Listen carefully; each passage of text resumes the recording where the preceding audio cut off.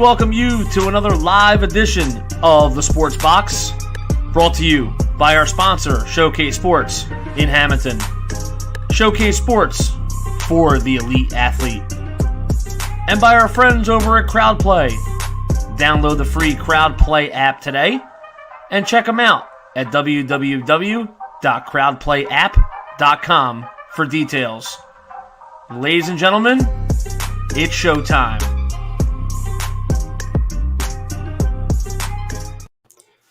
Well, good evening, ladies and gentlemen, and welcome to another special edition of Highly Opinionated. I am Hamilton Mike Coletta, along with Brian Ranger Retarded. We have a very special guest here tonight. 83 selection overall in the 1992 draft by the Buffalo Sabres. He has a 15-year NHL career with the Sabres, Penguins, Lightning, Rangers, Avalanche, Blackhawks, and the Stars. 2,562 penalty minutes, which is pretty impressive, and one time is known as the Buffalo Bad Boy. We got him here tonight, Matthew Barnaby. Matthew, what's up, pal? I'm good, guys. Thanks for having me. I appreciate it. Absolutely. Always pleasure is all on this side of the table, to quote one of my favorite movies from Office Space. So, not really, we're fired up to have you on. As you can see, you represented me for a couple of years there. It was a lot of fun. Most of it, anyway. So, love the Rangers. Playing in Madison Square Garden was absolutely incredible. Living in New York was crazy. We had some very talented teams. Unfortunately, playoffs were not into our cards, but time in New York and memories that I can absolutely playing with Lindros and Messier, Ryan Leach, Mike Richter, some of the best guys I've ever played with in the 14 years that I played. Well, I guess I'll lead into that because you're right. I mean, those teams, the core of '94 was still there, with Messier, Leach, and Richter. Graves had moved on by then, but it really was, for all intents and purposes, it was an all-star team. You go back, Pavel Bure was there, Theoren Fleury was there, Peter Nedved was there. A lot of star power, but it didn't materialize. There was the 7 years of not making the playoffs for the Rangers. What do you think went wrong there? Like, what was it that it just wasn't a good fit with like too much offensive talent just wasn't meshing together? Or I just think when you have so many stars and you named all the players with Yager and we get Bobby Holik, who's a great player. We had on the back end, we had Vladimir Malakoff, who's a great player. Darius Kasparaitis, Greg DeVries was a good free agent signing. Unfortunately, I think when you have so many guys that are making so much money and their roles are always the number one guy on a team or a number two guy, and then one guy goes to the two and the two guy goes to the three guy goes to the four. I think the big part about building a good hockey team is everyone accepting their role. Like, you can have a good player, but if he's not happy in his role in whatever business you are, you're not going to have success. That when I look back to my New York days, now we didn't have the best goaltending after Mike Richter left. We kind of bounced around from goalie to goalie. We had Mike Dunham, and Dan Blackburn was a young kid that obviously had a lot of injury troubles that caused his development. But I think you couple that with the lack of coaching continuity, just having too many all-stars. You always say, man, we want to build a team of all-stars. You really don't. Yeah. You want to build a team that everyone accepts their role. And unfortunately, on our team, we were good, man. Did we look good in practice? Back to the games, it wasn't the same thing. It's kind of like Herb Brooks said when he built the ADUS team. It wasn't a bunch of all-stars. It was a team that actually just worked together. Yeah, exactly. So I'm going to go to the other side of the spectrum, but I'll preface this by saying I think you had a great career and I enjoyed watching every bit of you play hockey. But I am on the Flyer sideline, so I grew up as you were one of those guys that I didn't like coming in the building. But that's fine. After hockey, you appreciate all that you've done, and like I said, you had a great career, and I really respect what you did for the league. 1997, 98, you're with Buffalo. You had a great career with them. You guys made that deep run in the playoffs. You had 7 goals, 6 assists, lead the team. The following year, though, unfortunately, you get traded to Pittsburgh. Look at this young guy right here. There it is. Look at that mugshot. Looking sharp. No gray hair there. So in 98, you're traded over to Pittsburgh for Stu Barnes, by the way. And you go over there, and in that playoffs with Pittsburgh, you really didn't have any points. You were a -2. Was there a big thing going on there? You just, the change of scenery didn't help at all, or what happened? Yeah, first of all, if I went into Philadelphia and you liked me, then I wasn't doing my job. So I'm glad I pissed you off and you hate me. That's first. Right. I was the one that asked for the trade, and they traded a very good player in Stu Barnes, who I ended up playing with in Dallas. Just a great. I had been in Buffalo. You know, I had Brad May, I had Rob Ray. They would fight the heavyweights. I'd fight the middleweight.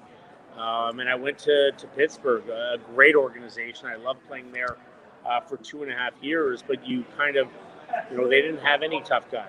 I kind of walked in, and I was the sole guy, so I'm expected to do all the heavy lifting, which is, it's tough to put up points when you're looking at Stu Grimson and Bob Probert and George Larac. Those are guys you might have to fight on any given night. It's tough to put up points. And then with lack of ice time, I had a coach that didn't respect what I brought to the table, and Kevin Constantine. I don't care how good Wayne Gretzky is or Mario Lemieux is.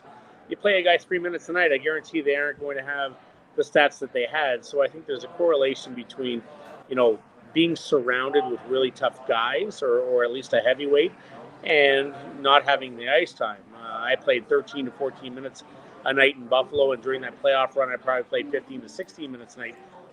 Obviously, you're going to have more production with the more ice time. But it's a learning experience. I learned there. I didn't like Kevin Constantine as a coach, but I loved my time playing with the Pittsburgh Penguins.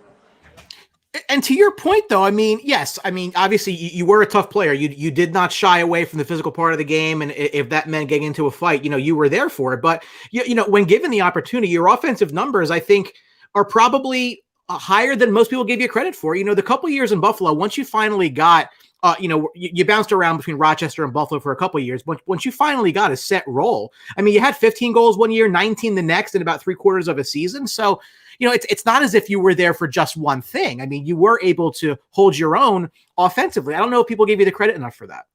Probably not. And it's funny because I'm writing my book right now, my memoir, and I'm, you know, excited for that to come out. But I just had this question, and, you know, would I change anything? I think is I wouldn't have lasted in the league if I didn't do what I did on one side.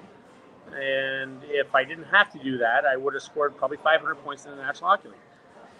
That's just a correlation when we go back to all the teams that I had success. Buffalo, New York, Colorado, when I was there, almost averaged a point a game. I had a set heavyweight there, or multiple guys to kind of help with that part of the equation. When I didn't have it there, Pittsburgh early on, Tampa Bay, no one. Chicago, no one. Dallas, well, my numbers drastically decreased. It's just normal. So I look back now, man, I wish I would have not fought as much. I could have had a lot more points and been a lot more productive. I can tell you in that era, I made a lot more money doing what I did with less points because you become more valuable. So, you know, in a perfect world, I'd be playing in the NHL these days. I could fight 7-10 times a year. I'd put up more points than when I played, probably averaged about 50 points a year, because I wouldn't have to worry about fighting every day. There's something I always equated to a schoolyard fight at 3 o'clock. You go in there at 9 o'clock, you look at the clock, and you stare at it all day long, knowing there might be a fight. Well, yeah. Take that times by 834 or 850 games, whatever I played, and then take that school guy that you're going to fight and make him the toughest guy in the school. No, not even a school, in the district, and you're going to fight him every single day that you play. That's the difference between, you know, fighting kids, fighting men, fighting really tough guys, and then concentrating on the game. Yeah, and that was my question to you too, man. When the time you came into the league, and the way you came up and things of that effect, got drafted by Buffalo, that was, I think, do you think that was more of a role that they gave you? In other words, you came to that team because they saw your fighting, they saw your ability to come in there. I mean, they obviously wanted you to score too, but they saw you more of as an enforcer and a guy that can control that side. Because again, that era was the time of fighting and things like that. Nowadays, they're trying to get away from it, which I don't really like, but I mean, it is what it is. But do you think if you didn't fight as much as you did back then, would you have a role like you did with Buffalo moving forward? Oh, unequivocally, no. The answer is no.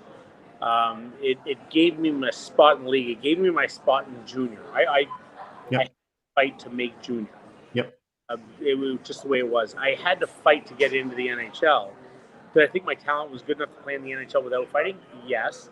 but it didn't make me as valuable. John Muckler was my first coach and GM with the Buffalo Sabres. Did he consider me an enforcer? No. He considered me probably an antagonist, guy that can anyone's skin, but was also willing to fight anyone that came his way. So he didn't expect that out of me, and he had other tough guys. We had them. I think that role evolves, and you piss off a lot of people, and then we don't have other people that are, I played at 188 pounds, 190 pounds. The heavyweights are 250, 240, 230. So when you don't have the Rob Rays, Brad Mays there, you evolve into that role with other teams because that's what they expect when they are trading for you. But announced to them, they aren't all brilliant people that are GMs in the National Hockey League at any era. Now, then, future, it is what it is. They couldn't figure out why I had my success in Buffalo was because I had guys surrounding me that enabled me to do my job better. When you were traded, when you went to Pittsburgh after you were in Buffalo, and I have to ask you, so you were on the team when Mario came back, and I think you played a couple games after that. I think once the calendar crossed over. What was that like being part of that team to have him make that return the way that he did? Surreal. I mean, Mario's a guy like Wayne Gretzky that, as a Canadian kid, I grew up and I watched in amazement. I mean, he's ridiculous. If there was a first overall pick in the NHL draft all time, be hard pressed not to pick Mario Lemieux.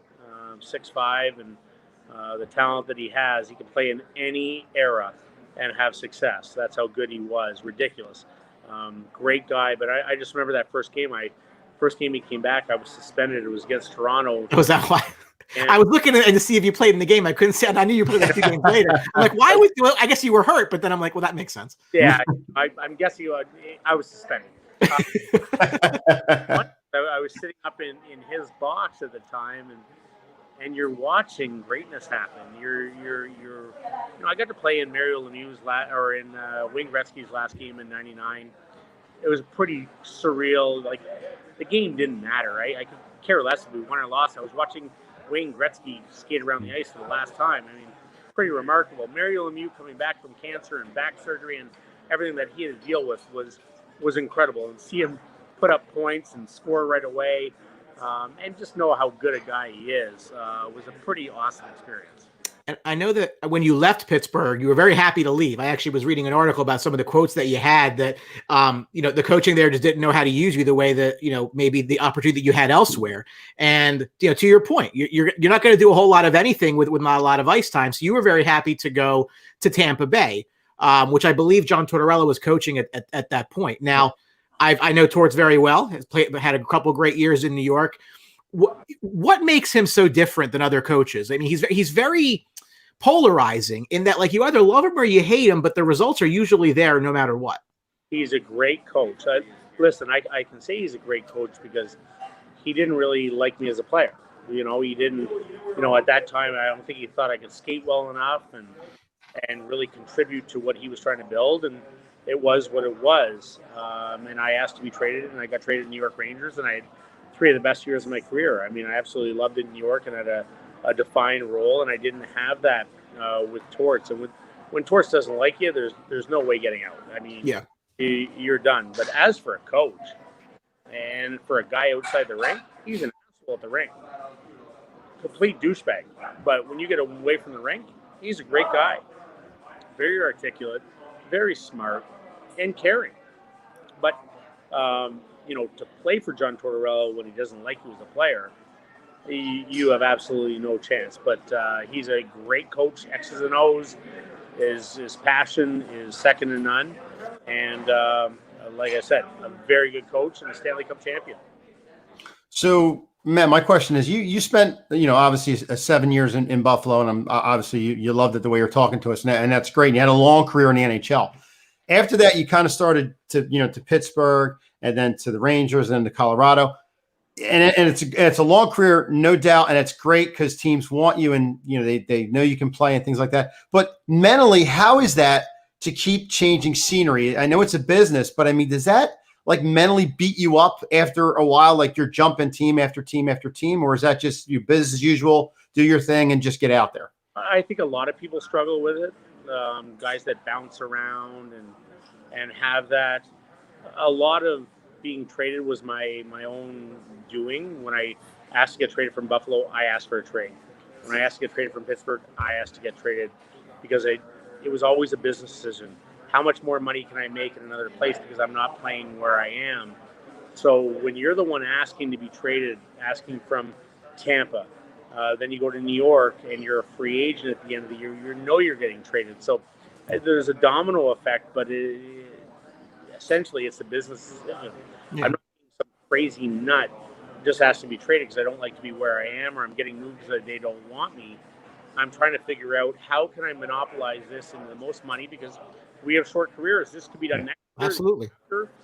And I want to make as much money as I can because I don't want to work when I'm done playing. And I'm going to be smart with my money. I have a family. I have 2 kids. I have a wife. And I'm just going to make the best business decision for me at the time. So if I'm not playing in a certain environment, I'm a tourist, man. I'm going to tell you what I think. And I'm going to get what I want because I need to make as much money as I can in a short period of time. And to your point, really, the only reason I think that you were let go from New York, not just because you were a free agent, but because they were going into rebuild after that. Like that was actually the part where they actually were, trading guys like Ryan Leach, and there was the bit of a tear down at that point. So that makes absolute sense as to somebody with an expiring contract why you would be moved on. New York for another 3-4 years, loved it. I went to Colorado, loved it there. The only mistake I ever made was signing in Chicago. I should have signed back with Colorado, who offered me a 4-year deal instead of a 3-year deal. But I did it for my family to be closer to the East Coast rather than being Colorado. But it was a time in New York where it was mayhem. Yeah. So the game today versus the game when you played, obviously, again, fighting's come down tremendously.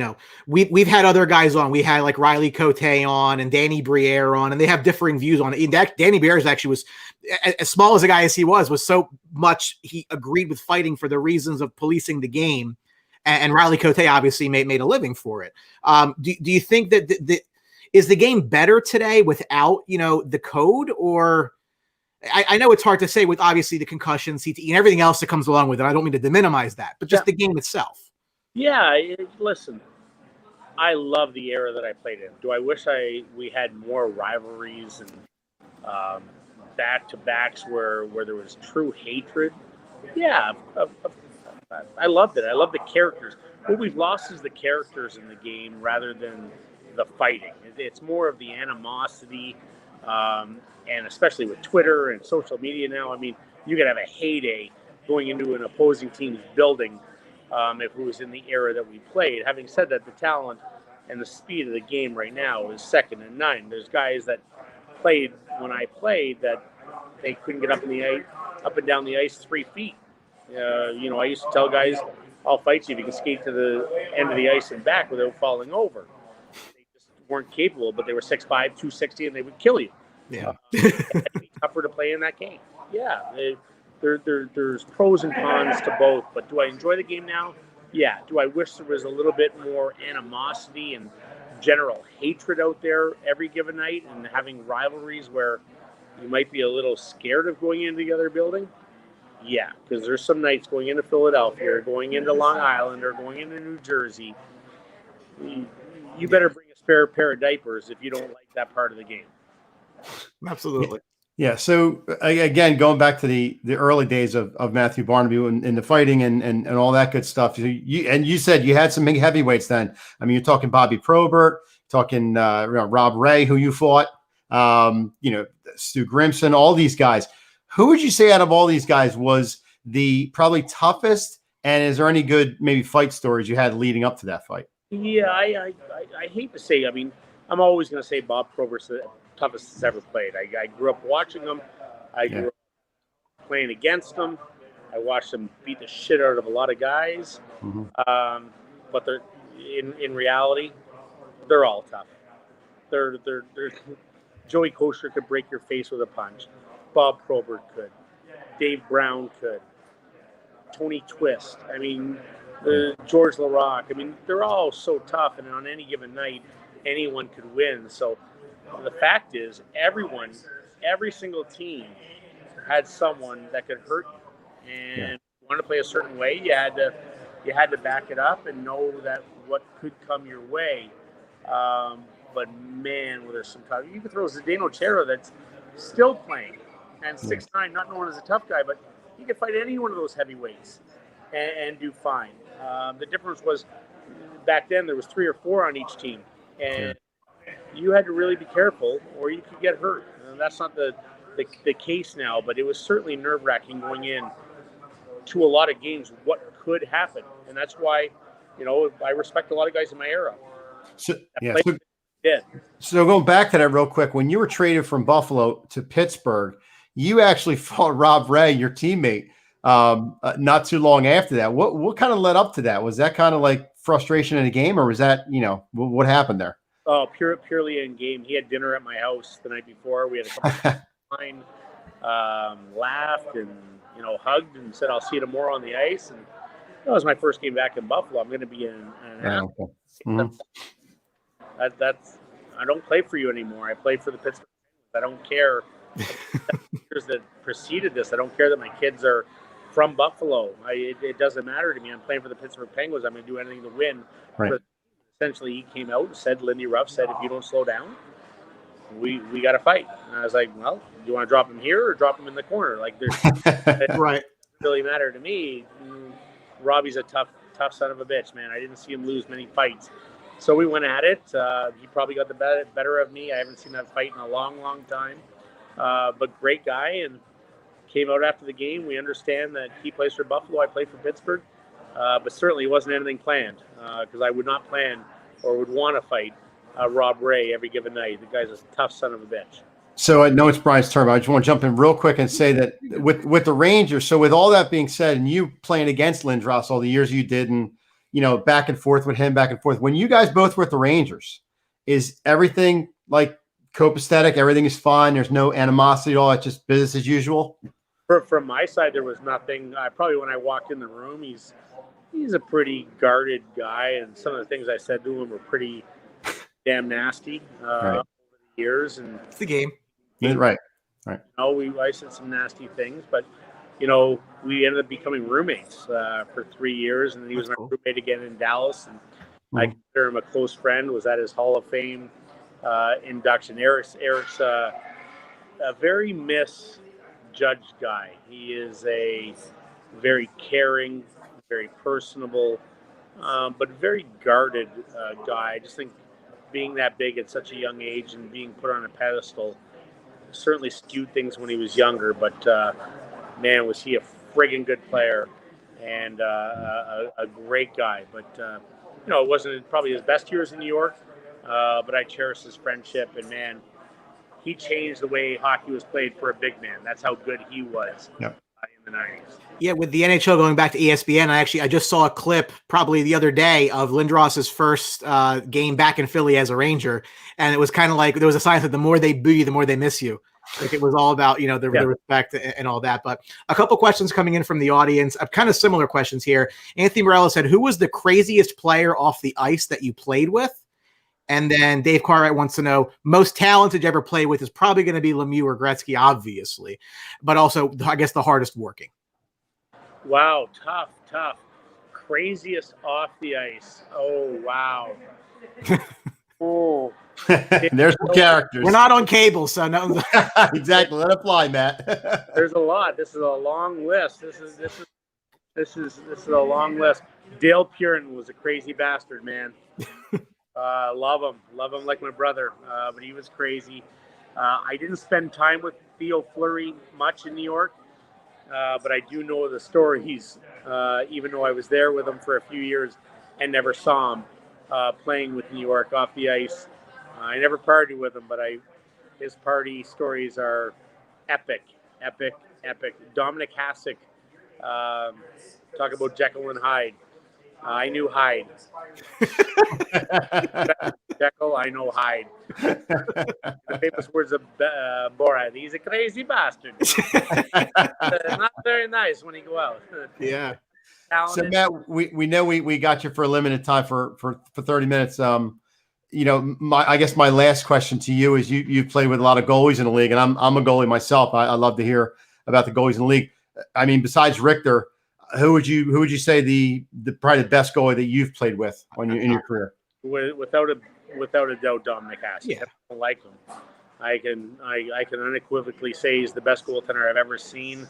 Not only played with, seen as an NHL player, as an analyst, as a kid watching hockey. To me, there's no better goaltender that's ever played the game than Dominic Hasek. Man, was he a stud. And I don't like him.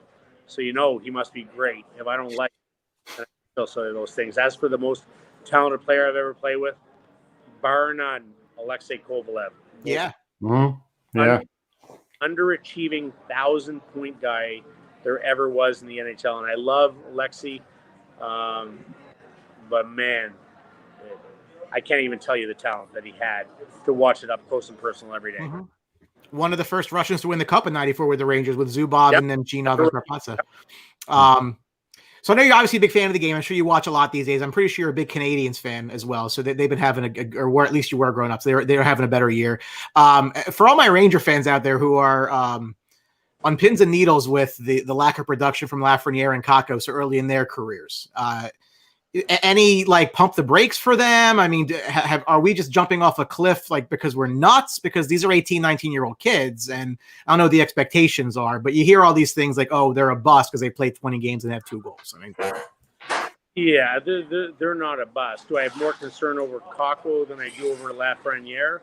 Yeah, I think physically both guys are ready to play in the NHL. Just size and I think that's the main thing in jumping. Jack Hughes is a kid from New Jersey, right, last year that is having a better year this year, but I mean he was underdeveloped. You look at Lafreniere, you look at Kakko, they're not 155, 160 pound kids. So you have a little bit more of the finished product when you see where they're developing. I'll talk more to Lafreniere. He's going to be a really good player in the National Hockey League. He skates well, he competes hard, he's physical, he goes to the dirty areas. He's got very I think a lot of people say I still think they're underrated hands. Do I think it'll be the highest scoring guy out of Byfield, Stützle, and Lafreniere? No. Stützle, I think, has the biggest chance to have the biggest impact from a points stance. To me, I'm seeing a little Patty Kane in the way that he moves, he skates. But Lafreniere is going to be a 30-goal guy, 65-point guy for a lot of years in this league. There's no reason to panic. I'd like to see a little bit more of Kakko, just in the fact that production has to be part of his DNA. If it's not, then we could talk bust, but it's too early. These guys are young kids that are learning the game of hockey, but certainly I can back Lafreniere. He's going to be a stud in this league. So, Matt, why don't you let the people know out there, our viewers, how they can get a hold of you and what you're doing nowadays? I work for a big gambling site now. I love gambling. I love all sports. I'm a big golfer.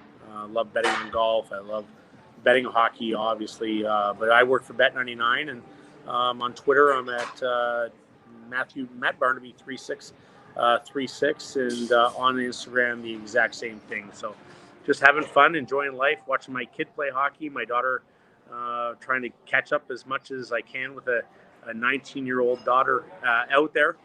It's very few and far between, but loving life. I was going to say your son plays for the Huntsville Havoc. Is that right? He still plays for them? Correct. Yeah. Yep. Yeah. Different year this year with COVID, certainly, but look for him to move up in the years to come. Hopefully, he's been to Leafs camp a couple times, but he's loving hockey. Different player than I was, much bigger, much more skilled, and not quite as tough. Good. So, Matt, we want to thank you again for getting on. Sorry, it was tough catching up with you, but I'm really glad I got you on. Really love hearing whole stories about the pros and their careers and stuff like that. So we really appreciate getting on and spending some time with us, Matt. Thank you. Hey, cheers, guys. Thanks for having me on. I appreciate it. Thank you very much. Thanks, Matt. Matthew Barnaby that was fun. That was fun. On the Sports Box, he like I said, I'll always give him credit because, and we're gonna get to Ryan Leach in a second. I know he's in the backstage talking Bills with us. His career in New York, his career as an offensive producer is underrated. I think people know him for what they know him for. Yeah, but I mean the numbers don't lie. I mean he had the 1 year where he would have had 20 goals, but he missed time. You think he played 3/4 of the year. So You know, like and the one playoff run where he led a good offensive team in scoring that year. Yep. Like he had the ability to do so. It wasn't a matter of, Cartwright, thank you, sir. It wasn't a matter of like he didn't do it. Like he was a very unique player because like I don't want to say I see some Sean Avery in him because Sean Avery wasn't always like getting into fights. But like maybe like a Brendan Lemieux-ish, like you have a little bit of offensive talent, but you're not afraid to mix it up and you're not afraid to get in somebody's face. Right. And my question to him was too, I was going to ask him is he was kind of that guy that would go out there and mix it up like Keith Acton, like a Ty Domi, like a guy that would come out there and get under your skin, but would back it up if you threw down with him. Cause I mean, he's thrown, like you said, I mean, back in the day, Brian, I mean, Bobby Probert, I mean, you've seen stuff. I've actually seen games of them, Bobby Probert, Stu Grimson and Tony Twist. I mean, these guys were monsters. They were big boys. I mean, and like you said, to go into an arena every night and not know what's going to happen or you're scared of the outcome. I mean, that's, that's a little worrisome, especially going into Philadelphia with Lindros and those guys. So, yeah. But no, I love getting pros. I love hearing their careers and how they feel about it. It was really, really good to get them on. 100%. Yeah. So next up, special guest, we have Ryan Leach on, who is our Bills correspondent, do a little bit of state of the Buffalo Bills because nobody circles the wagons like the Buffalo Bills. So exactly. Ryan Leach. Ryan, how are you, sir? Doing good, guys. Nice to see you again. Nice Ryan, you look pretty comfortable, you enjoyed the Barnaby talk there. I know you're a Ranger fan like me, so I had to get in the, kind of like ready to pump the brakes. I'm sick of all the negativity on social media. Their kids are 20. They're nuts. They're nuts. So yes. So state of the Buffalo Bills. You look back to last season and you were on before the season started. You had higher expectations. I think they probably exceeded those expectations and then some the way that the year went, especially offensively.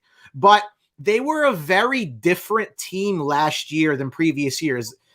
They went from being one of those very stout defensive teams to an offense that, sputtered at times to frankly being a very high-powered offense, maybe even in the mold of the Chiefs. Second-ranked scoring offense, 17th ranked scoring defense. Do you feel as though they have the roster to continue that and be sustainable if the defense is not elite the way it used to be? I mean, I do. I remember back. I remember back the biggest thing I said in the preseason thoughts was I'll believe it when I see it. Well, I saw it and I believed it. So, I mean, the defense has been solid with Buffalo. Even in their bad years, they've always had a solid defense. And I don't see that changing. Sean McDermott's a defensive head coach. Him and Leslie Frazier kind of co-coaching the defense together. They always seem to find the right pieces for them. Now, I mean, I was a big proponent and hoping they'd get like somebody like J.J. Watt or something like that. When they didn't get him, I was a little disappointed. But at the same time, I mean, I can't not trust this organization right now because over the last 4 years, especially since McDermott's come in, they made all the moves. I mean, there's not been really many wrong moves that they've made. I was very cautious with Stephon Diggs. Well, I ended up with a lot of egg on my face on that one because, I mean, he had probably one of his best years ever. And him and Allen, just the chemistry that those two had was just unstoppable, it seemed like. So, I mean, just I think that if a player that goes into Buffalo, if they can buy into the culture, I think that's the real big thing. And I mean, with McDermott still there and he's not going anywhere for a while, I could see this being sustained. I mean, Allen is not a veteran quarterback. He's a young quarterback. He's going to still be around. Diggs is young. He's going to be around. The running back situation is going to be a little bit of a, thing we might want to look at forward. I mean, Moss looked great here when he played. Singletary looked okay, but I think they might need one of those bigger, like, power running backs maybe to kind of help them out, like in the third and short deals and stuff like that. But the defense itself, I trust for the future. I mean, there's a lot of veteran guys, and the young guys are, really good to it. It's not like the young, unproven Tre'Davious White. I know Wallace just got, I think he got cut today or something like that. But Edmonds. I mean, there's a lot of still young guys on this defense. I think can carry him through the future. So Ryan, coming into his rookie season, Josh Allen, I was big on the sports box about him coming into the league. I thought this kid coming out of Wyoming has a big arm. He's going to have to learn the league, but he's got the tools. He's got the gun. He's just got to put his head on his shoulders and do it. And from that rookie year until now, I think he's definitely come a long way, and he's really picked up the game. Where do you see that Josh Allen has improved the most from last year to current day that's really got him, up in the league really high? I mean, he got to be the advantage. I mean, those first few years, he was, I think, trying to do too much to really, make too much out of it. And, a lot of people saw after that Houston game, the previous season, the playoff game, where he tried to do too much, run it when there wasn't anything there. And his passes were just off kilter. Not that he was a lot of picks. I mean, we weren't at Nathan Peterman level, but he was just not as accurate as he should be.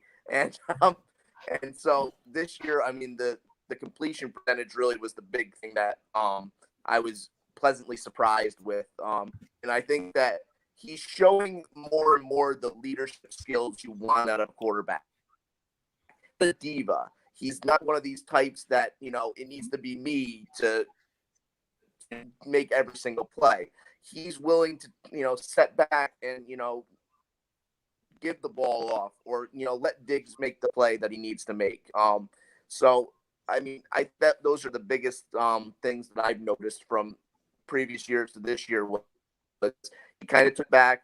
He made sure he's still focused on improving in the offseason and finding chemistry with his receivers, which he did. And I think that was a big turnaround into this upcoming season. I mean, the Patriots falling off cliff didn't hurt any either for us, but I mean, he definitely showed a lot more leadership than even previous year. He just keeps getting better every year. And I mean, if he keeps going like that, I mean, God knows what else we're going to see. I'm sure you were very broken up about the Pats having a tough year. I'm sure you were, just in tears and you couldn't handle yourself. How upset were you there? You brought this up a little bit, and I just kind of want to discuss it a little bit. I mean, are they in the market for a running back? Should they be? If they are or they're not? Because you mentioned Singletary, who I guess was the de facto lead back, didn't have 700 yards, and Josh Allen actually had double the touchdowns that I think it was Moss had 4 and Josh Allen had 8. And I'm not saying should they be in the market for like a big name running back necessarily, like in free agency, but a lower level guy or possibly somebody in the draft. Like I know they just put a decently high pick into Moss last year. Are they in the market to upgrade that position, whether it's the draft or free agency?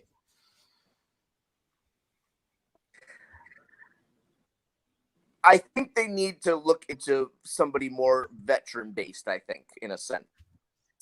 Moss are great prospects, but they're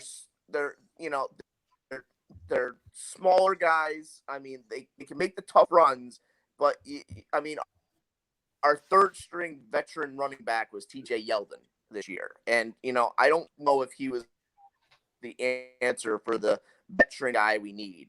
And if we could have found somebody if we could find a veteran that, can maybe mentor these guys, I don't think drafting a running back is going to be something that we've drafted 2 running backs in 2 years. I think it is Singletary and Moss in 2 consecutive years. I don't think a third running back drafted is the answer.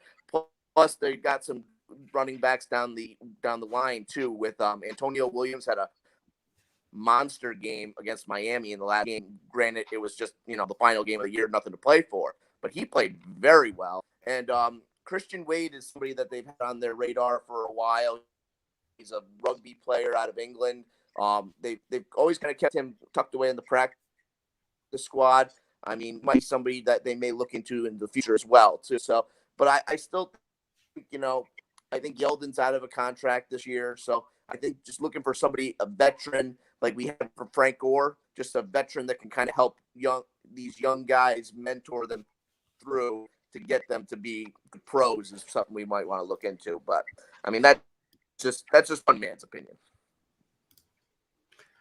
So you look at the weapons he has. Obviously, they added Diggs, which is a big help. And they have Knox. I think Dawson Knox at the tight end, which is a good selection as well. Do you feel that they maybe go for another slot receiver or another receiver to add up next to Diggs? Because I know they got rid of Brown now, and they got to do something else there. Or do you think they beef up the offensive line and protect their investment? Because I'm always in the market to do that.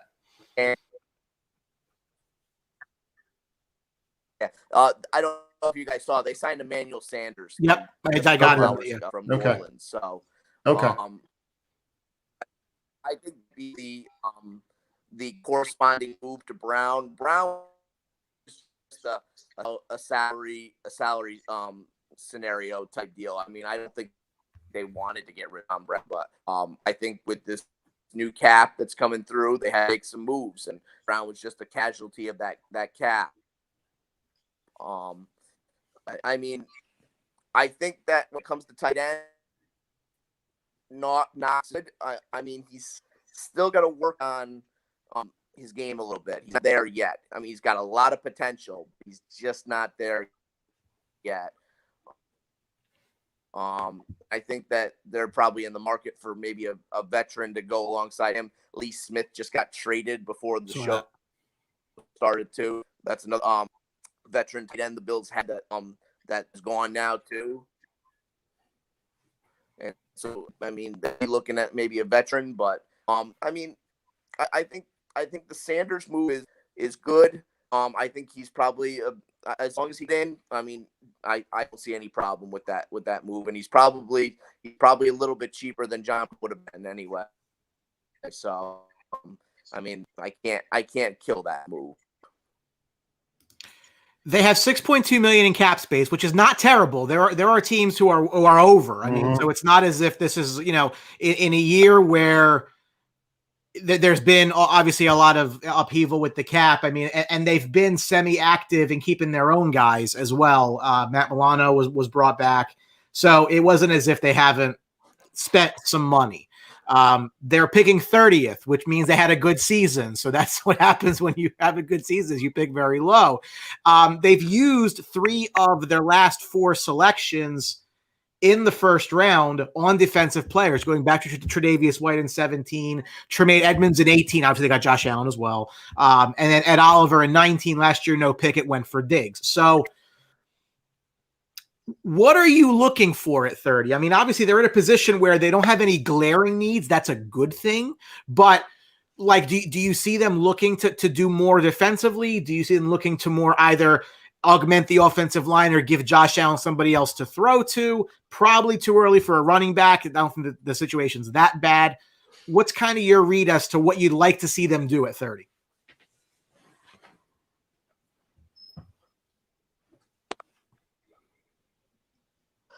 I mean, 30, your options are almost wide open. I mean, I think I'd look into some younger offensive linemen. We got offensive linemen right now. Some are young, but we got, we haven't really had a chat. Big time offensive linemen. I think the other thing I might do on the deep front is have a run defense. That was a big goal. The Bills' defense was defending the runs, and I don't know if they've ever really solved that issue. So I would either say offensive line or possibly a linebacker to a defensive tackle that can maybe is strong and run. Okay, Mike, last question. Yeah, defensive side of the ball. I know the secondary really came on in the second part of the year for Buffalo, and it really looks like a strong suit for them. But what do you think about maybe adding a defensive veteran back there, or maybe even another linebacker for them?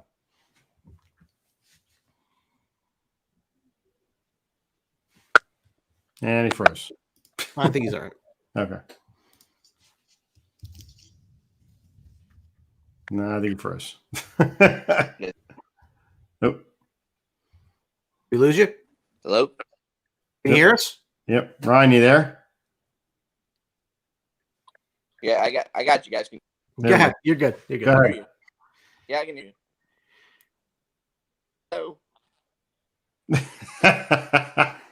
So, Brian, I'll repeat my question. I'll repeat my I question. don't know. I mean, our secretary is pretty.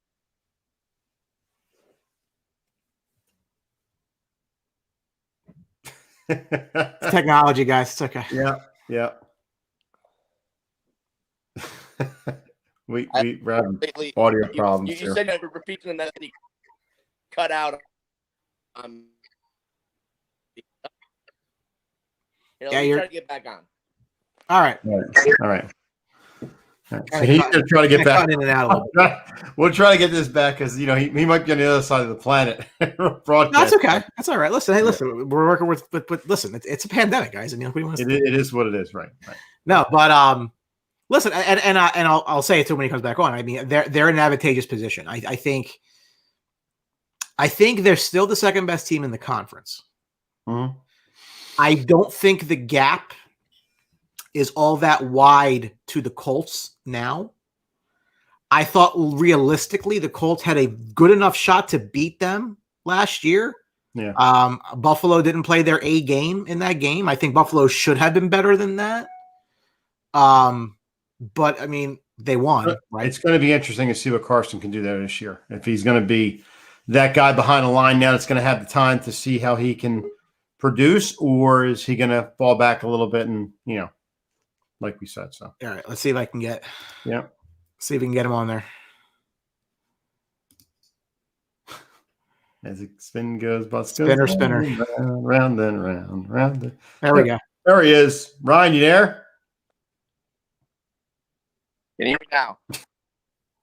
Yes, a little bit. Now? A little bit. Yeah. We'll try. We'll get the last question in. What was your question about defensive backs? My question was their secondary had gotten a little bit, came on at the end of the year and really helped them out.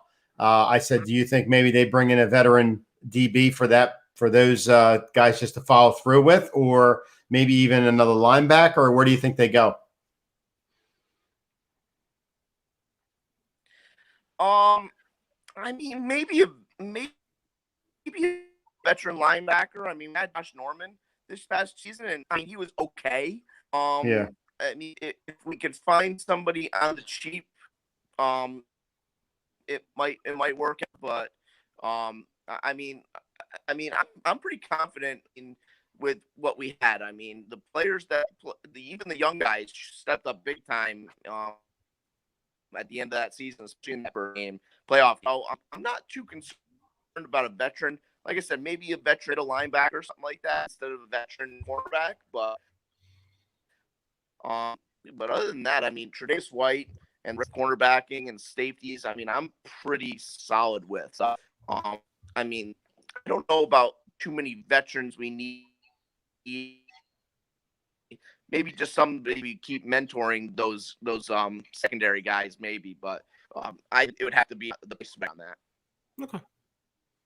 Well, they're an interesting team into the draft again because I think I'm we have these discussions about BPA versus player at need, things of that nature, and I go back and forth. And I know some of the guys are hate to take best player available. I think Buffalo's in a position where they can do absolutely just that. I don't think that there's anything specifically where you can say we need to address this at 30.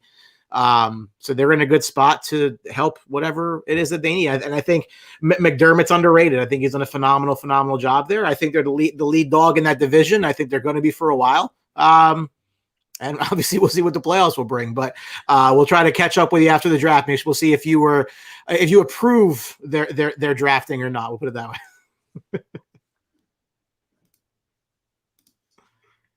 All right.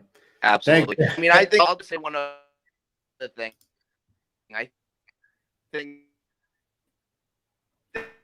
that you saw Tennessee be that they thought be the one that didn't go here, and I Buffalo is a little bit better than what Tennessee was. Kansas City. I think it could see more years of Kansas City Buffalo defending for the AFC. I can't rule that out. Yeah. I said I think they're the clear number 2 in the conference. I think the Colts have narrowed the gap a little bit with having just actually a quarterback. But that remains to be seen if they can continue, where they are. So definitely exciting times in Buffalo. Hopefully you guys can get back through some tables pretty soon here. Thanks, Ryan. Ryan Leach, guys. Thank you very much, Ryan. Appreciate that. Thanks, Ryan. Take care. All right, thanks, guys. Ryan Leach with State of the Bills. We'll have him on after the draft. Hopefully the connection will be a touch better on that end. But like I said, I think he's got a lot to be excited about, just to say the very least. So from a lot of teams, true. The other news of the day, of just a packed show tonight, guys. You may have heard NFL free agency. Oh yeah, it's exploding all over the place. Ton of money. And especially New England. New England's signing everybody. It's amazing. We never thought New England would do this. They're signing everybody. Yeah, we put up a poll question outside the box, which you should join if you're not in. Hey, did the Patriots sign you? Because they literally have signed everybody. Yep. Jonnu Smith from Tennessee, Hunter Henry from the Chargers, Matt Judon from Baltimore, Nelson Aguilar from the Las Vegas Raiders, Jalen Mills from the Eagles. Listen, we said with Fitz from JDF Sports last week that they have a lot of money to spend. Yeah, and they were in a position. They were just in a position where they could just bring in guys. Yep. And I don't think any of these deals are insane. What I will tell you this. If you were surprised they went after Jonnu Smith, then your jaw hit the floor when they signed Hunter Henry. I was surprised to go that double tight on tight ends. So I'm really surprised. I mean, yeah, they're spending money and they're going crazy, but I'm really surprised they spend it on 2 tight ends like that. What what's interesting though? Look, I'm not going to make the correlation that this is Hernandez and Gronk. Like, I'm not going to say that. No, but they're 2 very good tight ends. But your quarterback stinks, right? He does stink. So it's not as if he can air it out downfield anyway. If you get yourself matchup problems in the short intermediate and cross, I mean, look, we know people don't cover the tight end. And give him safety valves. Yeah. If you have 2 of them, If one's covered, the other's not. You can bring in your safety and try to cover them. That maybe you'll cover one guy, but you won't cover the other. And they're not small guys either. They're no. And I love Hunter Henry. I am not happy he's in New England. I would have loved to see him in Dallas. I understand the finances. Jonnu Smith. I mean, these guys are in great places. Nelson Aguilar, though. I mean, I don't really. Yeah. Had a great year, got the money he wanted. I mean, that's bottom line. You work your butt off, you have a great year and you get paid. Let's see if you can do it after 2 years. They were very, very aggressive. I'm not surprised at that. Mm-hmm. I don't think they're any better than they were 3 days ago. Because I think the quarterback's still an issue. And I think that's the overarching issue. Stinks. Okay. I can't dispute that. No. I can't dispute that. Do they have better players? Yeah, and I'm curious to see how they'll use these tight ends. And again, if they love the double tight end set, so I can understand, why you want to do that. Again, I'm not going to sit here and say that this is the reincarnation of Gronk and Aaron Hernandez, God rest his soul. But I mean, again, if you have quarterback issues, it's not as if you're not trying to do something about it. Mm-hmm. So. I mean, that was, but they were extremely active. Yep. To put a smile on your face, Bucks bring back Shaq Barrett to a big deal. Obviously, Gronkowski, who always said, "Oh, I'm going to test free agency." Yeah, okay. He got $1 million less than he was supposed to get last year, but big deal. They're keeping the gang together. I'm really surprised they kept Shaq Barrett. He didn't really ask as much as I thought he was going to ask. I thought he was going to go hog wild. I mean, he got $72 million, and that's a lot of money. I thought he was going to be in triple digits, but. Good for them. They're trying to keep the gang together the best they can. They still got to get Godwin signed. Well, he's franchised, so I mean, he's not going anywhere. Yeah. But 4 for 72 for a guy like Shaq Barrett. I mean, again, they're doing their best to keep this team together to try to go after another ring. You have Tom Brady. That is what you do when you have Tom Brady. There is no tomorrow. Figure it out after. Yeah. By the way, Tom Brady, another 4-year extension. So it's voidable years. Yeah.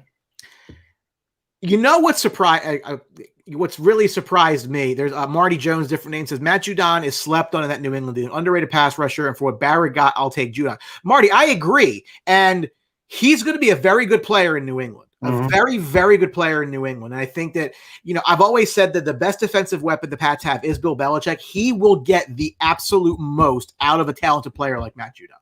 So I think that it's a very, very nice ad for them. They had the money to do it. So they weren't really up against it. So I was obviously, a fan of that move. One of the surprising ones to me was not that Joe Thuney went somewhere, but that he went to Kansas City, 5 years, $80 million, after they went and got rid of their guards. So they cut both of their starting tackles, to bring in a guard for big money. Yeah, doesn't really make sense. I mean, he needs protection. I don't know if you can kick Thuney out to play tackle, but unless he's a multiple position guy, he can move to the tackle. Who knows? That is not an inexpensive contract. That is a lot of money for a guard. I would know. I'm a Cowboys fan, so I know all about paying your offensive line. He must be a guy that can move positions and he can jump positions. So ton of money. Jets were active. Jets bring in Corey Davis from Tennessee. They bring in Carl Lawson, the edge rusher from the Bengals. Corey Davis ends up getting 37.5. Your read on that? I didn't think I figured Tennessee was going to let him go because he hasn't played out to when they drafted him. He hasn't been that guy that has been that top. I think he was the 4th overall pick in that draft or 3rd. He was 9. Oh, he's 9. Okay, I'm thinking he was 5. Okay, but even so, even a top 10 5. pick. Cinco. Okay, 5. Yeah, he was a high pick. So he wasn't the guy that they thought he was going to be. Remember the slop from that year at receiver? Oh yeah. Corey Davis went 5. Mike Williams to the Chargers at 7. John Ross, who we'll talk about, at 9 to the Bengals. God, yeah, bad. But listen, Corey Davis he's a serviceable wide receiver. He's not going to be that guy that they picked at number 5, but he's a serviceable wide receiver for him. So maybe he's a little bit of an upgrade for what they have. So I like the Carl Lawson signing for them again. They're looking to just rejigger this whole thing. Again, new coaching staff. Look, if Saleh likes you, I like you. So he's definitely a nice ad, the former Bengal. Listen, the Jets, they're going to be active. They got cap space to burn. So why not? You ain't doing anything else with it. Semi-surprise was Tennessee Titans bringing in Bud Dupree, the former linebacker from Pittsburgh, to a 5-year, $85 million deal, coming off an ACL. So there are some question marks there. This is not a risk-free signing for Tennessee. But they had some money again because they weren't bringing back Corey Davis. So you add a talented rusher to your defense, and you negatively impact a rival in your conference. So I think Bud Dupree is from down there, isn't he? From that way, I think he went to school either West Virginia or Tennessee. I thought. I could be wrong. I thought he was. Dupree is from Macon, Georgia. He went to Kentucky. Oh, Kentucky. Okay, so he's around the area. Yep. They're around there. Good fit for him. Bud Dupree. I don't think weren't bringing him back anyway. They got their own issues, Pittsburgh, with money and stuff. So, no, good deal for Tennessee. They bolster the defense, make it better defense than they were. That's great. Good for them. Good pick. I don't think they're going to miss Corey Davis a little bit. I had no problem with them moving on. No, you knew they were going to. I would be floored if they signed. I'd much rather see money going into your defense than a guy like Corey AJ Brown. That's your old friend, Jameis Winston. Well, they have to have somebody there. I guess it's being handed the starting job. Well, they signed Taysom Hill. They redid his deal. Yeah, so. But that's not really what it looks like. Man, you're going to turn this team from Drew Brees over to Jameis Winston. It's not 4 years, 140. I got a bunch of people in Cowboys groups saying, "Oh, look what Taysom Hill got compared to Dak," and I'm like, "You're an idiot. They're all voidable years to spread cap hit out. Shut up." Yeah. Google voidable year. Yeah. Terrible. Thanks. Terrible. Terrible. Yeah, but listen, they're not a contender, right? Am I the only person that thinks that they're going to be a total disaster? I don't know if they'll be a total disaster. They're not going to make the playoffs. I don't believe they will. If you have Jameis starting the whole year, trust me, New Orleans, you don't have enough weapons down there to cover his ass. I don't think so. The Bucs did, and look how they had it. They brought in a quarterback, and he was the best quarterback of all time, but the whole team lit fire. Jameis Winston's not that quarterback, but he's also a bad decision maker too. Very bad decision maker. Yeah. But you can't question the coach there. I mean, the coach knows what he's talking about, right? So they seem to think that they got something. We'll see. Yeah. Okay. We'll see. Stinks. Again, more surprises. Shaq Griffin leaves the Seahawks. Yep. The Jags. I was kind of 3 years, 44 and a half. He's his brother up there. I was kind of surprised about that.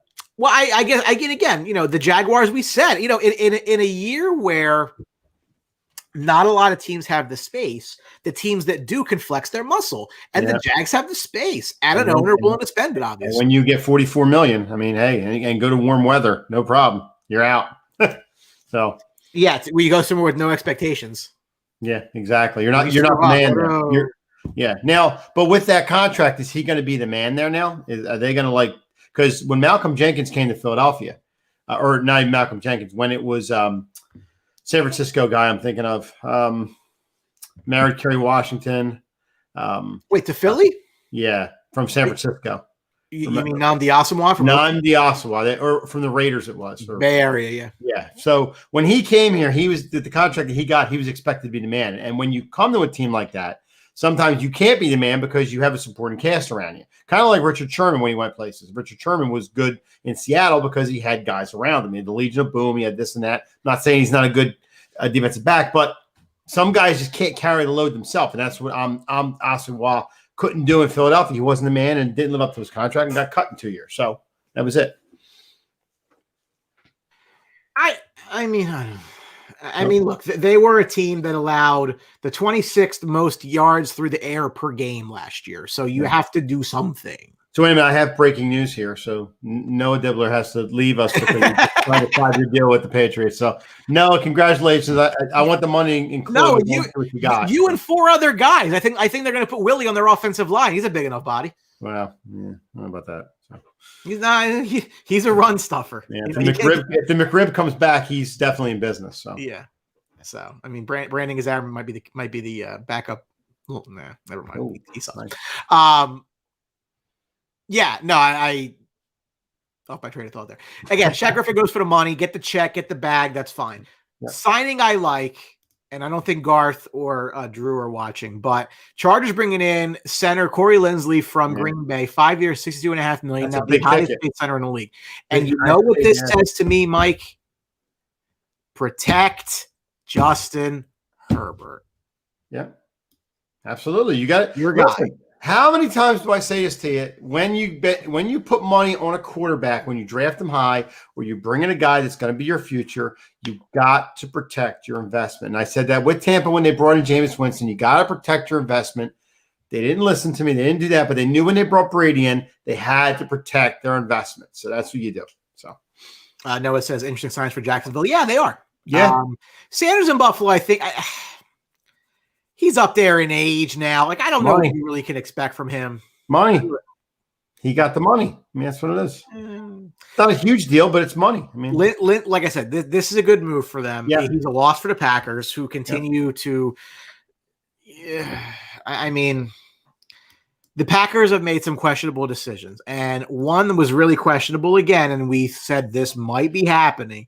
They give Aaron Jones the Derrick Henry deal, 4 years, 48. Yep. Michael, I'm on this show a lot, and I say I don't like when you give running backs big money, and I don't like when you draft them high. This is them giving Aaron Jones big money, and frankly, you put the 62nd pick in the draft a year ago into A.J. Dillon, and now, and I spelled his name wrong, so I got to fix it because it's going to bother me. That's what I don't understand about this deal. That's great. To me, that's great you gave Aaron Jones the money because he's a good running back. He's good for the team. He can play. He had a great year last year, but then don't draft a running back with the 62 overall last year. Then maybe move him, maybe do something else with that pick.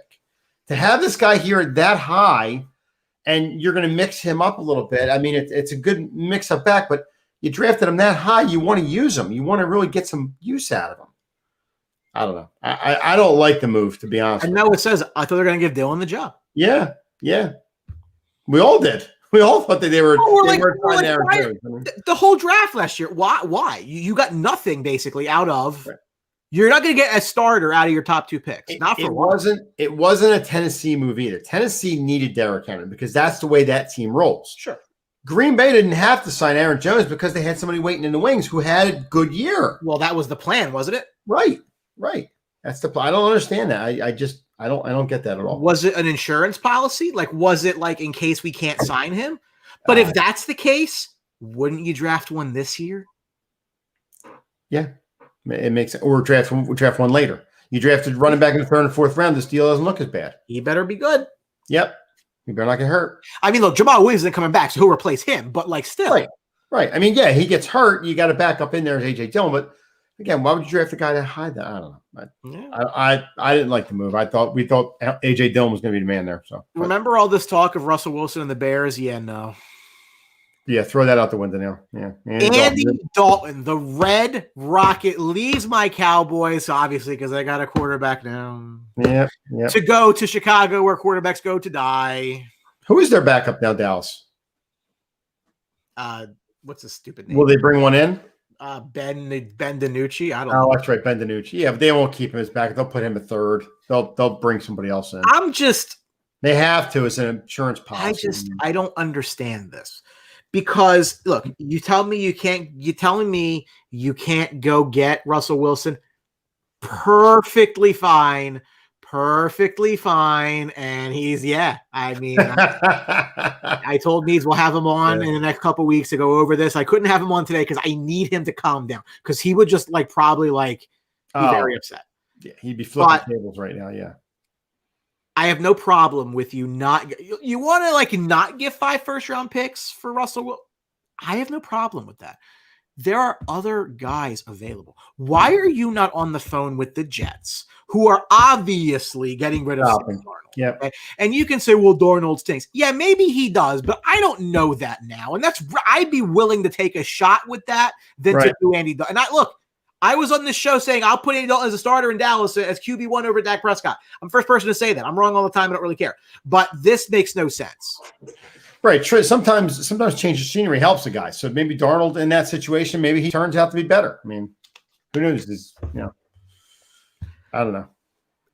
But then I saw, I think actually Ant posted it in our group chat today that it's peak Bears to go give money to Nick Foles. Mm-hmm. Or give a pick up for Nick Foles to then keep Nick Foles as your backup. You could have just signed Dalton as free agent last year. Mm-hmm.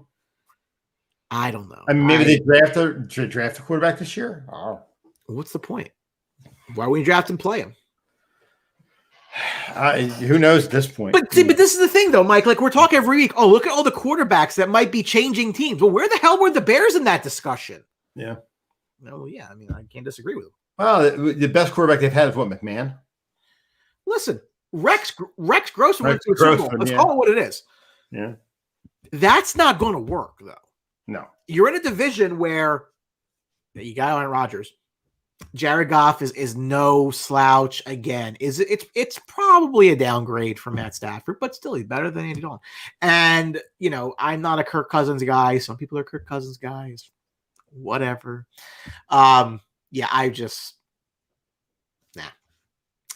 Can't go with you there, especially when you could have had Ryan Fitzpatrick, who signed for similar money in Washington. Not a bad pick for Washington. Need a quarterback? Just go with the veteran, Ryan Fitzpatrick. So is he the starter?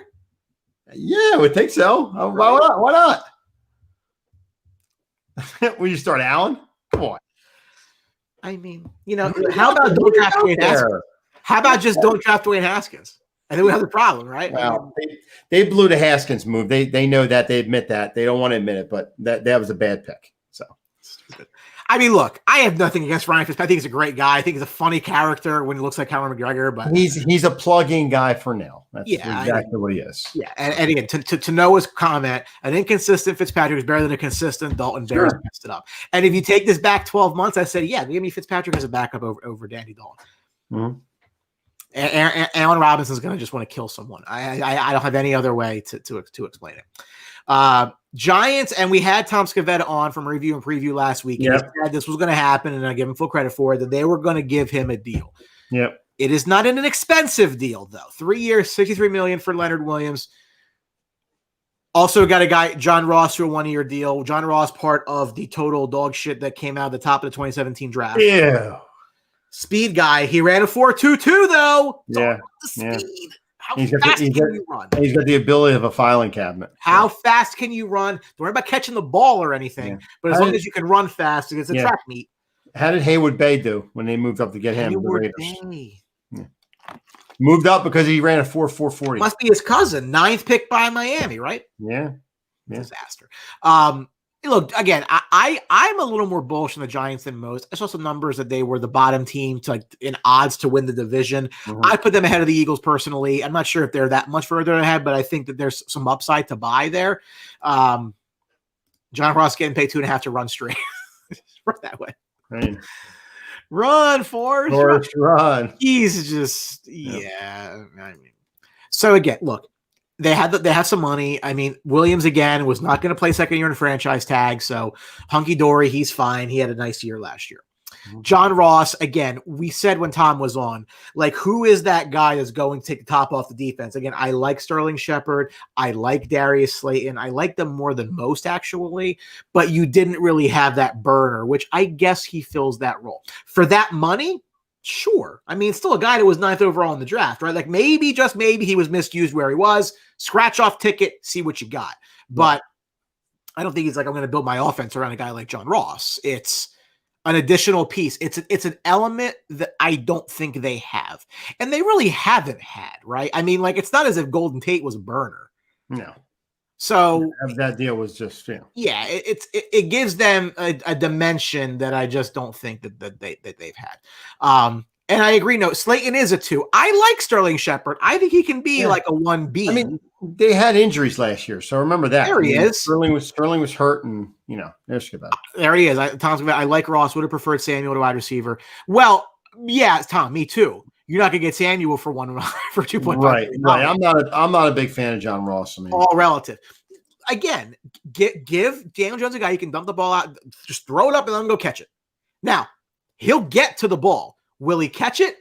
Don't know about that, but at least he'll get in. He'll get there.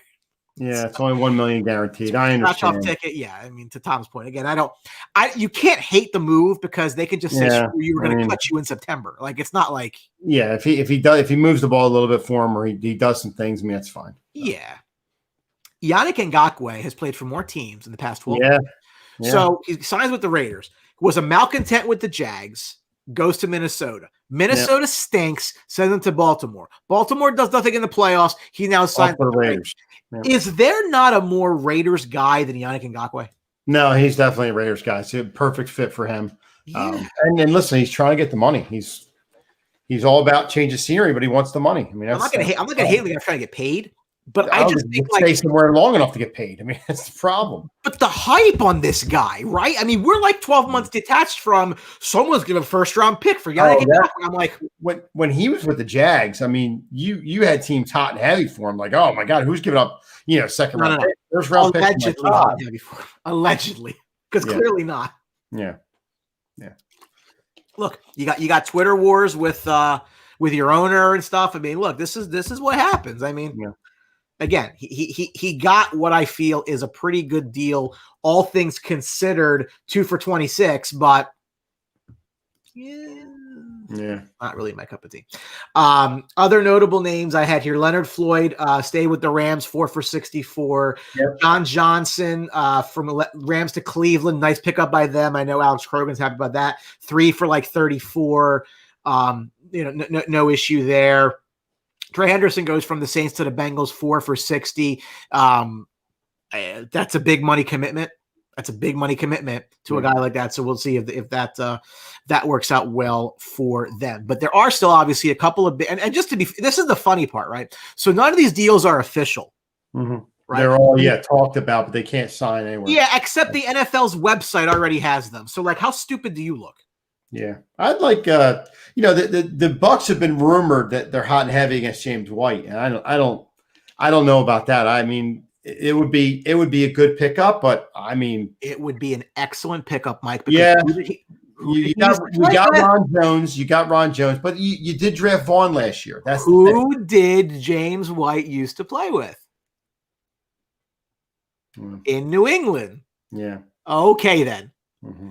Whatever. Look, Tom says he wants James. Yeah, White. I mean, He'll fucking get James. the thing is that I'm just saying, Ron Jones had a good year last year. Okay, bring James White in for a mix-up and catch the ball out of the backfield. That's fine. But then you drafted a guy, Vaughn, last year. You know, you're gonna mix him in 2 or 3 plays a game. I mean, he's the guy that's supposed to be the up and coming back with Ron Jones. But I mean, like you said, hey, I'm not gonna fight right now. They won a Super Bowl last year. Tom wants who wants. He won Antonio last year.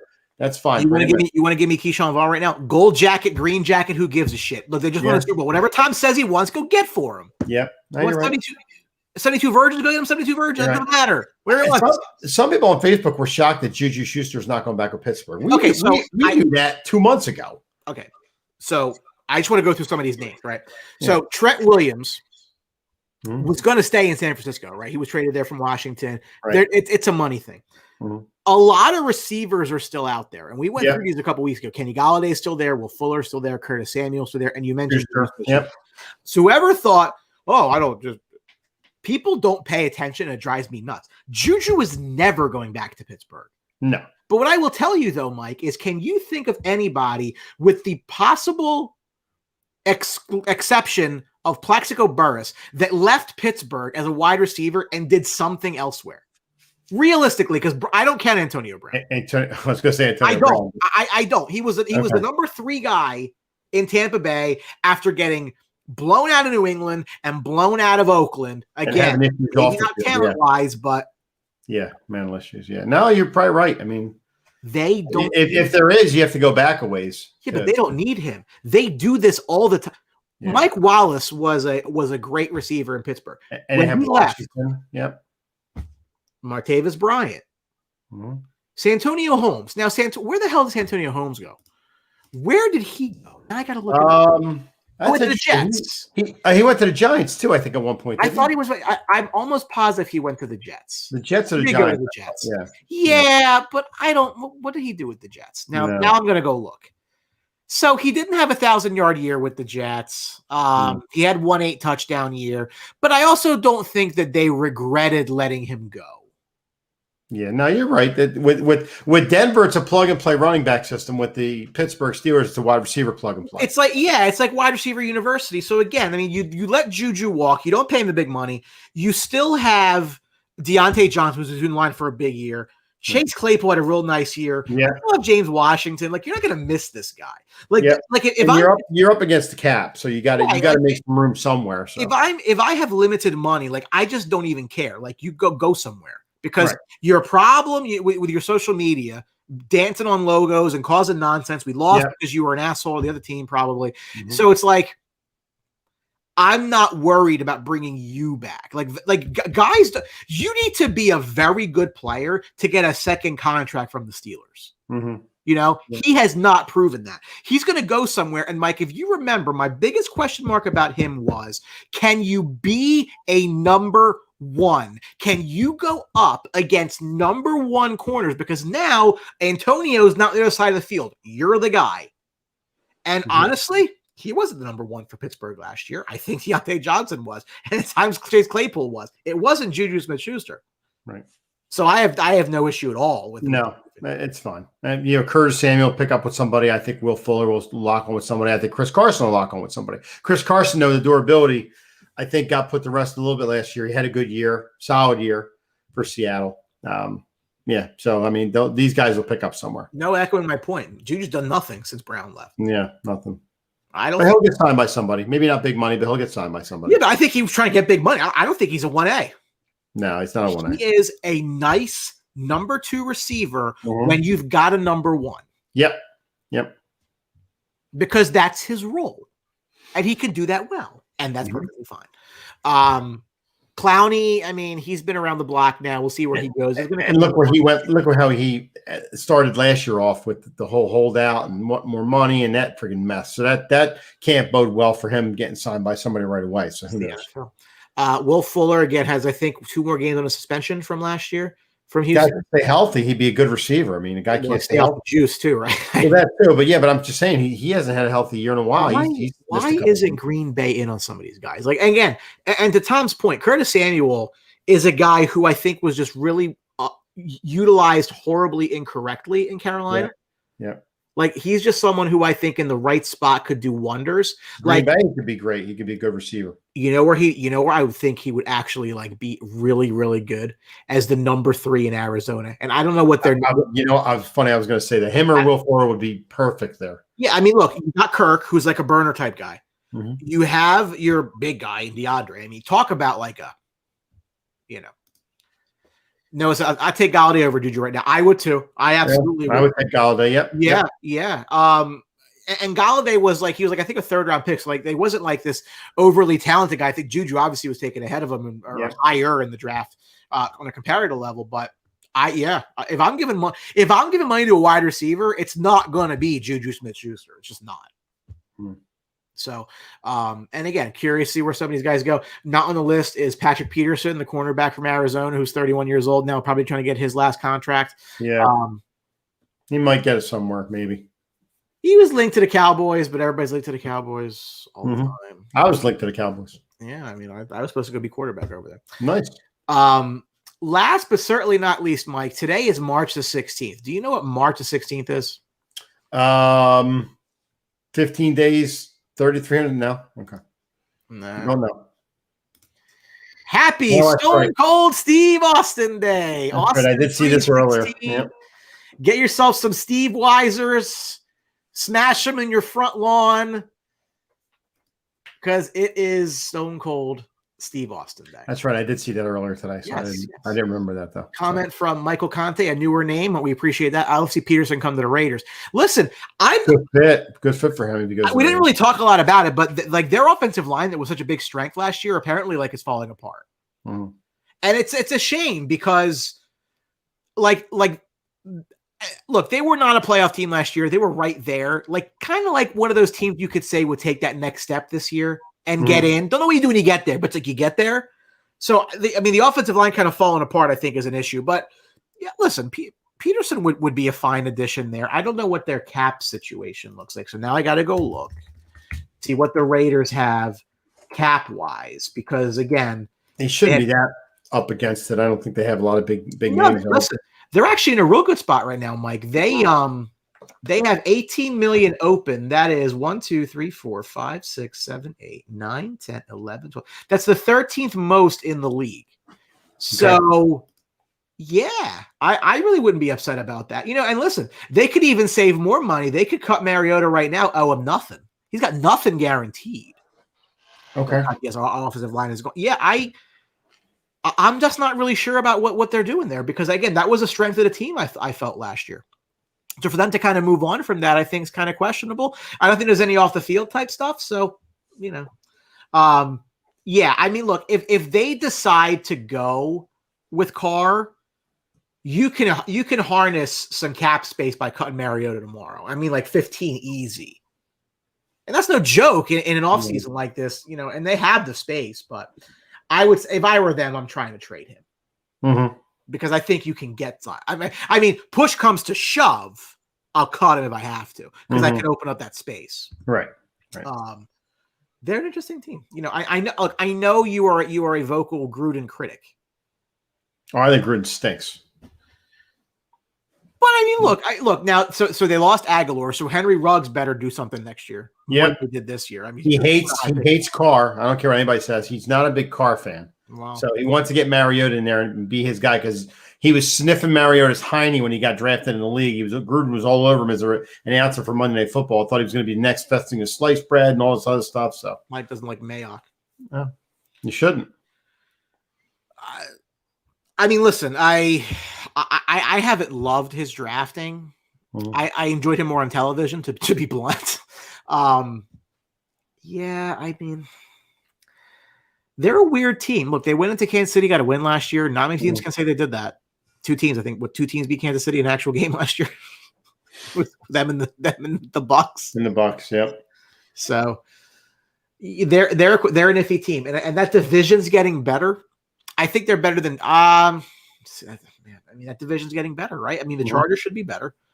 Yeah. The Broncos shouldn't be worse. They should be about the same, if not a hair better. They're in a tough spot. Yeah. They're definitely in a tough spot. And again, look, Ngakoue's nice. And Mike, I'm not sure if you were watching the show earlier today. I just thought that, like, from a a personality standpoint, like Ngakoue just screams to me Raider, like the kind of guy that they would bring in. Like when they go bring in like those guys, like not that all right. I'm not calling Ngakoue Antonio Brown, but when they went and got Antonio Brown, he was like the problem child. So they went and brought him in, and everybody like Ngakoue now is. I don't want to say he's like toxic, but like how many guys really want to bring a guy like that in? Whereas the Raiders don't think twice. Right. No, good point. Good point. Yeah. I mean, you got a guy that bounces around that much in this many teams. I mean, yeah, his drafting and free agency. Yeah. Yeah. Like, I mean, why can't you stick somewhere? Yeah, like after you are a total dickhead in Jacksonville, which I get, you wanted out. You went about it the wrong way. You went to Minnesota. You didn't like it there. Right. Well, Minnesota, again, now they fell apart and he was a free agent. So like, I get them going after something. Right. That's fine. Right. But like, if you can't stick in Baltimore with that kind of infrastructure. Right. But when you're a free agent, you pick where you want to go. It's not like you're getting traded somewhere. You sign where you want to sign. And that's the thing. After going to Baltimore, you say, oh, you know what? All right, I'm out of here. Well, that was your own fault for signing with them then. You should have went somewhere else. If you want to critique the Raiders, that's fine. The one thing you cannot critique the Raiders on is Darren Waller's contract, because he's getting paid 6.75 cap number next year. The Patriots just gave 12.5 each to two guys who I don't think are better than Darren Waller. No, he's definitely going to get more than them. So he should. That's got to be top 5 contract in football. Easily. No question. And he's such a big piece of what they do. Yep. He's going to get paid. Yep. He, like if I were him, I honestly consider holding out. Good. Mike wants to know, why don't you like Gruden? Now you're a Bucs guy. Right. And he won a Super Bowl for him. I just think that, he's the kind of guy that, personal experience with the Bucs. He came in after he won the Super Bowl with the Bucs. He took over Tony Dungy's team. He got him in the Super Bowl. But those 3 years after that, Michael, he did nothing with Tampa. He drafted terrible. He didn't bring in any good guys. They slowly made the dip back to the cellar again, and it was his time to get out. Now, after all this time out of the league, being an announcer and all that, he comes back in the league and he's so, oh my God, Gruden coming back. Oh, get ready. The game has passed him by. You can't go out of the game for that long of a time and come back in and have an easy time coaching. He's struggling with the Raiders. They thought it was going to be easy for him. He's got, 6 more years on his deal? He got a 10-year deal on a part of the team, I think. He's not the coach of back when he was with the Bucs and even before that. So I don't think he's a good coach. They should have an owners meeting. Hey, we're thinking of making a change of head coach. Wait, what? Yeah. Well, that's coming. Next 2 years, he'll be out. Noah said Gruden's a good motivator. Personnel decisions are horrendous. Carr's not a top guy, but better than people give him credit for. Right. You can do a lot worse. No, and I said, I'd be fine with him in Dallas prior to this nonsense. And then, of course, he has to remind me. I mean, that's fine. Mm-hmm. I'm not going to – I think I actually took out – I had the onside kick for – he's a Falcons fan. I was going to just that's all right. I like no. But, yeah, Raiders are interesting. I think they're just in a real tough spot. Like I said, I feel, it's new school. Yeah. Yeah. That's, and he agrees. Yeah. He agrees. All right. So Jeremy, I think what you're saying is you have to crawl before you walk. Is that what that is? Maybe. I think that's what he's saying. Yeah. I don't really know. Anyway, what that is. Noah wanted to know, would you have kept Gruden knowing some of the clowns that came after him? No, I think his time in Tampa was over because those 3 years, he really didn't draft anybody, worth naming. The Bucs slowly dipped down into the toilet again and didn't make the playoffs for a couple of years. I mean, I believe that was the year they had the Eric Rhett holdout, which was god awful, but, yeah, no, I wouldn't have kept Gruden. I'm not going to play it now, but one more time before this pre-draft season is over, we will go through the Vita Vea reaction. Okay. It's 3 minutes long. We can't really do classic. Total classic. But In the meantime, we want to thank you for watching Highly Opinionated. Great interview if you catch in the beginning with Matthew Barnaby. We loved it. We have Ryan Leach on, talk about Buffalo and our free agent moves as well. Make sure you check us out, the rerun on YouTube if you want. You can always get some good content there. Make sure you go and subscribe. First, Brian, I'll tell you a little bit about CrowdPlay. 3 people you need to know about. Number 1, Showcase Sports here in Hamilton. If you are in the South Jersey area, you need to buy athletic gear. You need to get yourself some sweet Under Armour hoodies, some hats, T-shirts. Make sure you go to Showcase Sports right on 12th Street in Hamilton. Tell them we sent you. They'll take good care of you. Love those guys over there. Numero dos, CrowdPlay. Our friends over at CrowdPlay. Download the app. It's free. You can win cash and prizes. One thing from Mike Conti, I just want to bring here. Been a Raider fan for 47 years. I'll never walk the plank. We do need a coach this time of year. That's true. No, not Brian Leach. Ryan Leach. Ryan Leach. No relation. If it was Brian Leach, I'd have a wet stain in my pants. It's not. I thought I said Ryan. I thought I said Ryan Leach. Leach. No, it's not. It's not. It's okay. Ryan Leach, who is a Bills fan, to talk about the Buffalo Bills. So yeah. Exactly. So, sorry, CrowdPlay. Use our code THEBOX. Got 10 points at sign up. A lot of fun. Free app to download. Apple Apps or Google Play. Last and not least, Dave Birnbaum, Remax Community. If you are in the South Jersey area, you want to buy, sell, or rent. It's a hot real estate market right now. Give Dave a call. Take good care of you. Let him know that we sent you as well. Information for him is on our Sports Box page. Sure. Mike, pleasure. New name to the show. We appreciate it. Like and share. We obviously love the support. For the Highly Opinionated crew, myself, Hamilton, Mike Galetta, Brian the Ranger Atari, thank you for watching. We'll be back next Tuesday. Check me out again tomorrow on Teeing Off. We'll check you out later, folks. See you.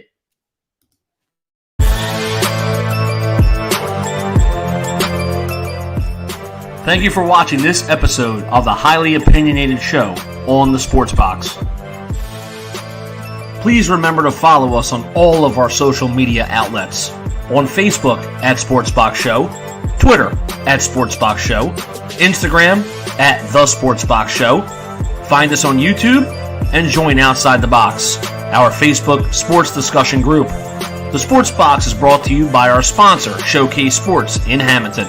Showcase Sports for the elite athlete. And also our friends over at CrowdPlay.